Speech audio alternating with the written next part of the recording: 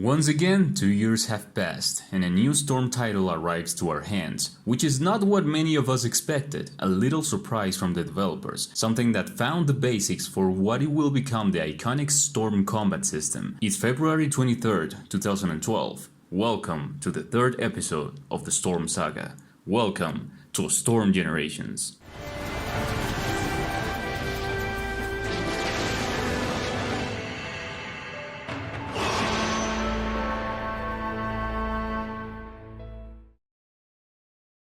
Where do I start with this game? Well, after the enormous success of the Storm 2 story mode, boss fights, brutal cinematics, people were anticipating a lot the continuation of the Shippuden story, obviously a worthy story mode, but they arrived with Storm Generations, which would not include anything regarding the story, or at least not being adapted to the game's engine. What do I mean? There are absolutely not in-game cinematics on the whole quote story mode. They offered us a game mode where you could choose every single one of the characters present here, in order to relive the battles and most important events of this character's main story, everything from his or her perspective. If we selected the story of Naruto, for example, and we were already in a part of the story where he is looking for Sasuke, he is at this moment fighting against Itachi, but they don't show it, or at least not inside this character arc. It's a pretty interesting idea, however it was not pulled off in the right way. Even though the beginning and ending of each character arc was looking good due to the anime material shown between sections, is not good enough to cover the game's greatest absence. They are just fights with character dialogues between images. Aside from the beginning and ending of each arc, as we mentioned before, it was a risky move since we came from the excellent story mode and cinematics from Storm 2, and in this title they decided to remove all of those elements and do a recap of what has been going on to this point. It feels boring in some cases, and it intensifies when we remember that we are repeating combats again and again. But anyway, this aspect can be forgiven since the target of the developers with this Storm game was not making another excellent representation of Naruto's story, but an innovation in the combat system, or at least that's what I want to believe, but we will talk about that later.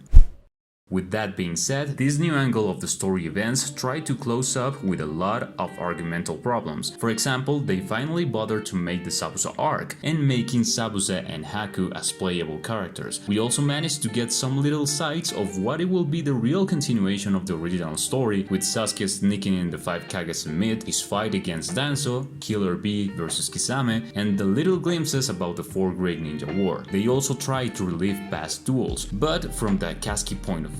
But again, this was also linked with the fact that the anime was not ready to be adapted, and the amount of filler seen here is nuts. CyberConnect said, "Hey, Storm 2 did pretty well, but to continue with the story we need to wait for the green light of the manga to retake it. So you know what? Let's make a new Storm game where we make a recap of the most important events in the story so far, combining the generation of Naruto as a child and the one we have now." So they focused on making a different combat system, and not a well-structured representation of the events. They took off the cinematics and the free roam in this title. And well, that is all I have to say regarding the story. It's not a big deal. As all Storm games, we have new characters, and it's worth noting that this is one of the biggest roster increases in the entire series. If we previously had 42 characters in total, now we have 72 playable characters, and without counting with the support-only characters. The new characters are, in the most part, the same ones that we still see in Storm 4 to this days. New versions of Naruto and Sasuke, the likes of Sabusa, Haku, the Mizukage, the Raikage, the Tsuchikage, Danzo,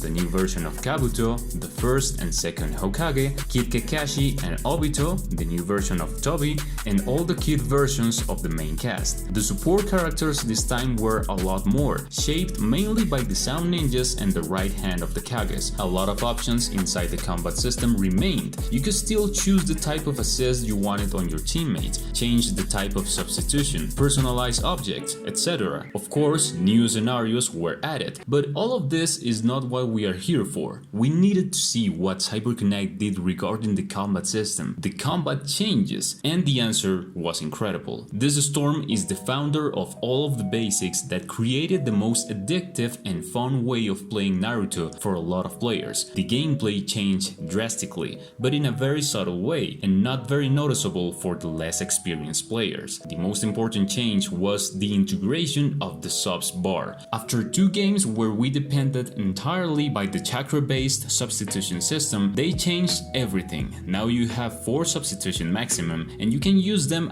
and after a certain amount of time they recharge again. This has a great way inside the game's mechanics, and is due to a simple fact. The players now would not focus on dealing a lot of damage on their opponents, but they would use a different way of playing in order to make his opponent use the substitutions in an unnecessary way and leave them without any subs. This would make plays for an amount of different combos and variety none seen before. If you were caught in a combo without subs,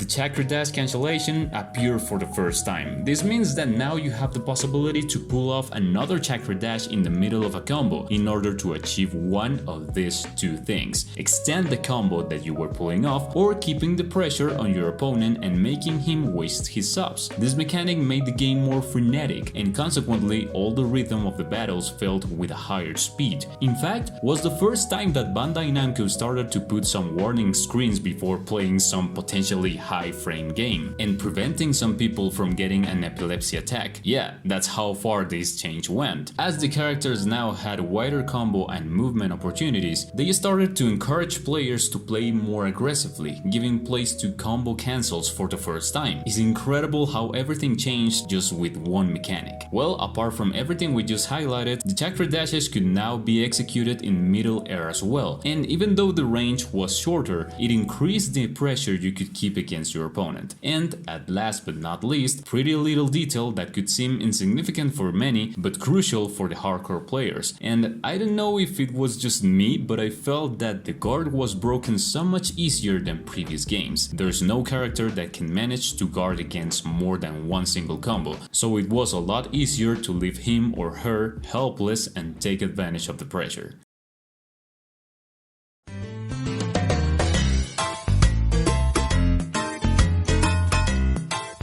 To wrap up, Naruto Storm Generations, even though it didn't have an impact on the development of the original story, it has a great aspect of why it deserves to be remembered. It was the one who gave the fans for the best combat system of Naruto Storm, and it has been preserved to this date. It also gave us the first glimpse of what it would be the awakenings that not only affected the speed and damage of the characters, but the integration of new movesets for each transformation. The online mode was preserved, of course, and this was the first generation of players that experimented with this new game's mechanics, shaping what it would be the competitive scene for this game in the future. We must not forget that because it has a great merit that not everyone seems to highlight. They kept trying, kept experimenting, something that we would see perfected just 1 year later.